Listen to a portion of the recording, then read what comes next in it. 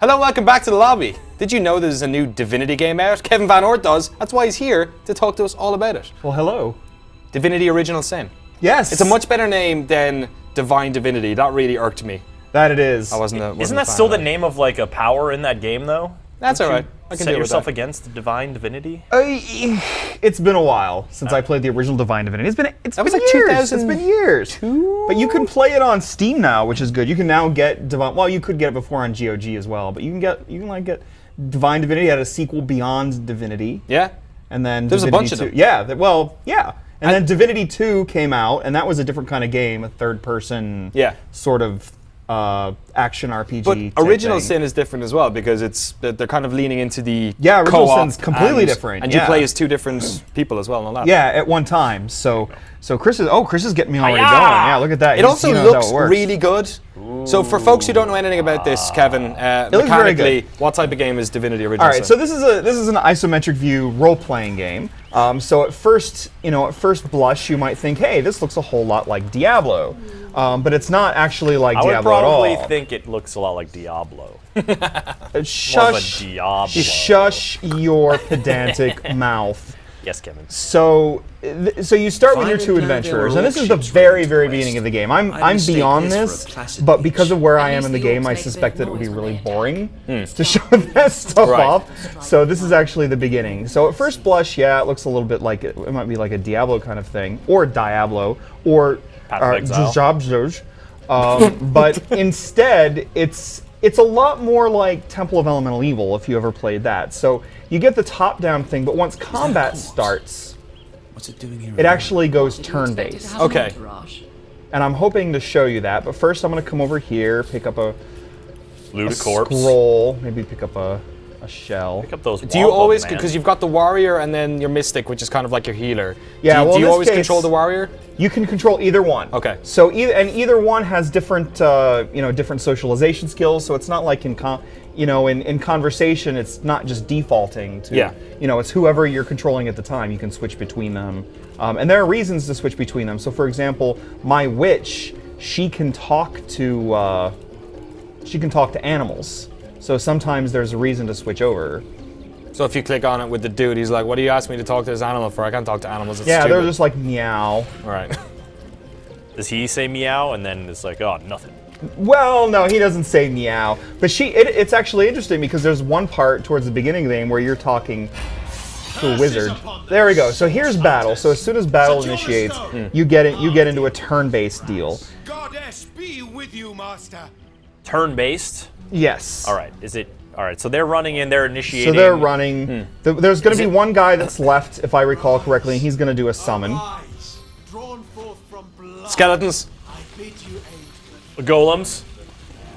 And boom. Close. There you go. Orcs? So all the combat is turn-based. So the combat is all turn-based, Okay. although you can do things that are sort of combat-oriented even when you're not in combat, like heal each other or attack doors and things like that. So fight is beginning. And it tells you can control and find out attributes over these things. So right now, it starts with my witch gets the first turn. So she's got a lot of different things that she can do. It's nice. You start with like a good variety of spells. It's not like blah, like a lot of RPGs. You can like, I can do the one thing. Yeah. So the first thing I'm going to do attack, and then I can learn area attack. Is I am going to summon a spider. Your own skeletons? I'm going to summon a spider. Oh, sick. So the first thing that happens is she's like, boom! Oh, gross. There's a gross spider for you. It looks really good. Yeah, the game's very good looking. Spider's already talking and now smack. She preserves 2 action points. She's done. Moving on to the spider's turn. So I'm just gonna go after the summon. Ouch! I love that animation like crazy. Where did it go? The Twitch chat wants. The Twitch chat wants to know. Nice. The Twitch chat wants to know how much ball physics is in this game. There is approximately no ball physics. That's really disappointing. Well, we have to have a diverse show here, Danny. So we have to have it. This appears to arachnophiles. Testophiles we already appealed to in our first segment. And then later on, Warcraft something. So let's do some other magic. Let's do this sort of magic missile here. Shobi89 asks, do you have a main character or a bunch of characters? These are the only 2 characters you actually play as, right? You don't customize? You can add more characters to your party. You'll eventually come across people that, like, you know, hench people that you can add to your party and whatnot. They're all fully controllable. They all have their own inventories and so on and so forth. 2 at a time always? So no, not 2 at a time always. You get more. Okay. So you get up to, do you know up to what? Or? I don't know. I want to say it's probably 4, but I don't know. Don't ask me. And do they all have the dialogue options you were talking about earlier? Yeah, you always have. Yeah, exactly. You always get the dialogue stuff. Sorry, I get distracted easily. We're asking you a lot of questions. Because I know there's some dialogue stuff coming up. Oh, that was a really close magic shot that you did there, Kevin. I like how the magic, how it's like snakes. It's not just a straight line arrow. It it's kind of really like swerves its way in there. So what's interesting is I played some of this game when it was an alpha, but I did not actually play, you know, any of the later stuff after the alpha in like January. This was Kickstarter, right? Yes, this was Kickstarted. They got over 1 million, I think, and they asked for about 400,000. Nicely done. And what they did is they made a really, what seems to be a really good game so far. I'm still early times. Obviously, I'm beyond this early time. Again, this is basically the introduction stuff, but. Things get really, really interested. So this is where you can like, oh, I can attack this, but you have to be really careful when you choose to attack stuff in the environment because your stuff takes damage. Okay. Your weapons? Your weapons take damage. Like more so than you should be used to in role-playing games? Yes, and it can happen really fast, especially if you're. Be very careful with, especially if you're like a rogue using daggers or something. Those things can break really fast. Bobman88 asks, is there a co-op mode in this? Oh yeah. Yeah, you can totally co-op, and it has really interesting conversation things that you can do. Hopefully I'll get a chance to show you that just in the single player bit, because there's actually a rock. Yeah, you can move stuff around. This looks a little silly visually. Force power, I like it. But that's kind of, I mean, like having that, does that lead to any kind of, I mean, removing an obstacle is one thing, but does that lead to any kind of exploration or puzzles? Totally. In combat, you can use that stuff. Like if there's a barrel of oil, then I can throw that on the floor and spread oil, and then I can throw a candle on top of it and set it aflame. And you'll actually, I think you're actually going to see that soon. So there's apparently a mine ahead. So I have to come up here. I can't. There it is. Completely unrelated, this game is made by Larian, of course, who've made all the Divinity games, and they're located in Belgium. So just, you know.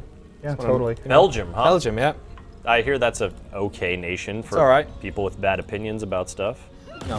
Whoa, oops. That did not seem to be a real safe way to defuse that was a mistake. You're on fire. I meant to cast a spell with her, and I failed. I wasn't thinking. You just collaborated with your staff. I did. That was pretty embarrassing. G. Wenners asks, is there friendly fire? Did we just answer that question? Yes, there is friendly fire for sure. Yes, absolutely. Yeah, I'm going to drop that scroll in there. Surprised you managed to deflect that damage. That was a close one. And if you don't want, you can do something like if you don't want them to stay together like that, you can. If you want to control them individually, you can just drag their portraits apart like that, and then she'll stay put. Separate. Yeah, and you need to do how that far for can some you go? puzzle solving.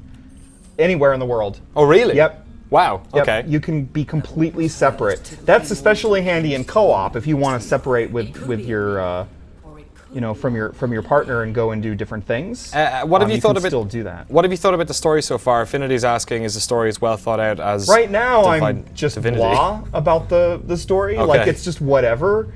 You know, it's sort of like, oh, you're going to the village and the wizard there summoned you and you have to solve a murder, kind of thing. And that's in the main story. That's all I'm doing right now because I'm really distracted by the sudden glut of things that I get to do. And there's a lot of exploration because this is not a game that holds your hand. This is not a game that sometimes a little too, it expects you a little too much out of you to figure out how stuff worked, like how the weapon damage worked and how to repair it. It took me a little while to figure out actually how to do some of that stuff. You were saying earlier, like the characters you find, there is no, in terms of customization, before you get them. Can you make your own characters, or can you customize your characters once you found them? As far as I know, only the two at the beginning, the two that you make at the beginning are the only ones that you can customize, as far as I know. The rest of them are all just in-game characters you kind of run into? Exactly. So far? Okay. Exactly. And then there are loadouts and gear and stuff like that, like inventory-wise, is there much you can do? Yep. Yep. Here's a huge inventory, and you get between characters, and if you need one character to have another thing, you actually have to switch it between the two. Sorry, did you say his name was Hugh? No, his name is Roderick. Huge inventory. Yeah, Roderick. huge inventory. Oh, okay. The Hugh inventory. That Hugh would be, Grant. That would be really great. Can you name him Hugh if you want? You can, yes. Great. I went with the default names, which are Roderick and Scarlet, but you can use whatever you want. And in this case, I need to get past that door. Did you go into the skills and talents were there as well? What's in there? Oh, yeah. What else we got? So over here, we've got, here is just it's all the regular stuff. If I move over here, you've got different weapon abilities, defensive abilities, skills, all of your stuff under personality. Excellent. And when you make decisions, you can, because your two nasty characters. deeds. Yeah, nasty deeds, which would be not murdering and people, stuff like that. And then there are talents like this that eventually you get talent points. Like right now, he's an opportunist, man. which means he gets to perform additional attacks of opportunity. This guy gets maximum action 2 points when his health is low. What's escapist? Do you write escapist? op-eds? It just turns you into Yahtzee. Yeah. Escapist allows you to flee combat even when enemies are right next to you. What about Far Out Man? You got a Far Out Man surfboard? increases the range of spells and scrolls by 2 meters, so you get a little extra there. So at this point, I should have been paying attention. I'm going to need to do something with this door. Probably bash it. You should probably bash that door. So, given that landmine earlier, I mean, this sort of seems like it's a high fantasy kind of setting, but a landmine isn't exactly like a swords and sorcery type domain. No, that's true. Like, does it sort of cast the net wide in terms of what kind of gear and what kind of world this is? Like, how much is technology, in a more modern sense, part of this world? It does have some elements of things that you might more associate with, like, kind of steampunk whatever, and it teaches you to quick save, so I might as well just do what it says, right? Just in case.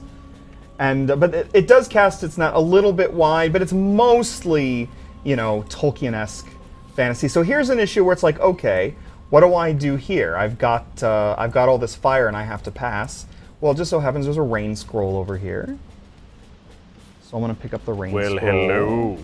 Stick that down here. Oops, I missed. Stick that down here. Oops. And now I'm going to cast the rain on top. And this comes... I believe the term is make it rain.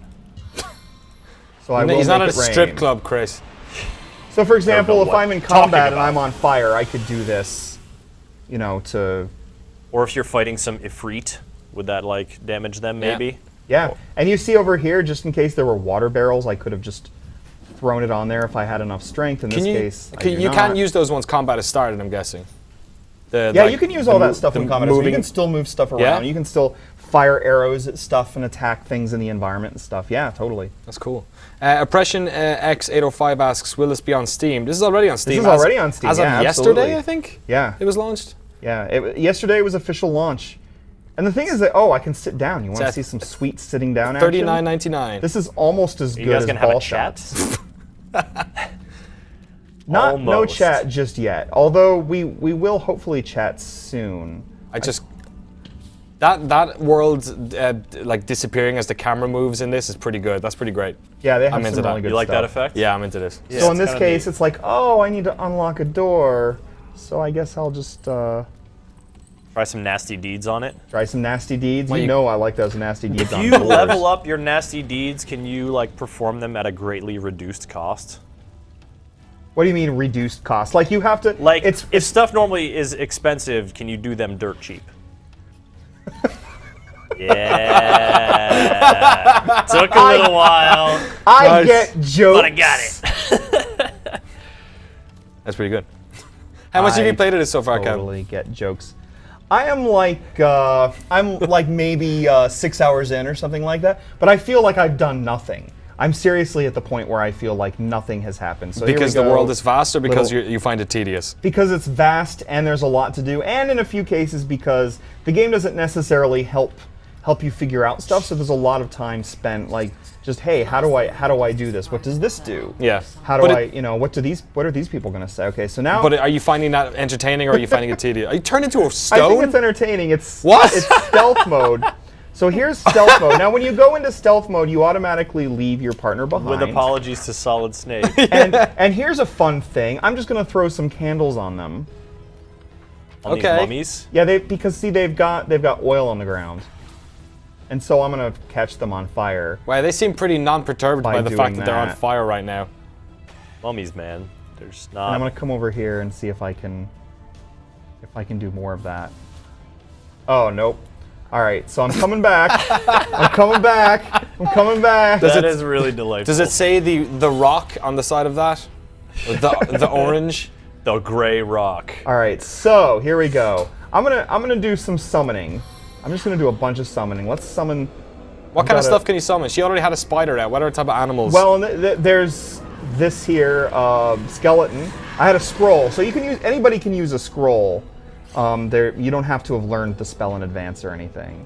So she's done. Now here comes my fighter. So let's do this. Oh, he's got a summon in here too, I think. Do it. Yeah, summon wolf. Summon wolf. So let's summon the wolf. Dire wolf, yeah. do it. Oh my goodness! What an amazing save That wolf by is so cool! that wolf! That was Wow. incredible! Yeah, you like that? Wow. Yeah. he's pretty great. That was Yikes. really... Yeah. And now my summon has his turn, but he's not going to be able to quite get there. I have enough action points, though, where he can attack this dude. Yeah. You Oh, missed great. him. You doofus. You missed Thanks, too. skeleton. Oh, you got you there. Oh, Some God, nice- here comes the second guy. All right, now we've got her. Let's get a spider in on the act. Yeah, horrible spider demon. That makes a bit more sense because you're in a cave. Earlier it was a bit weird. We just kind of I don't know. dangled down. I kind of like it. I like the airdrop spider. Yeah, pretty much, pretty much.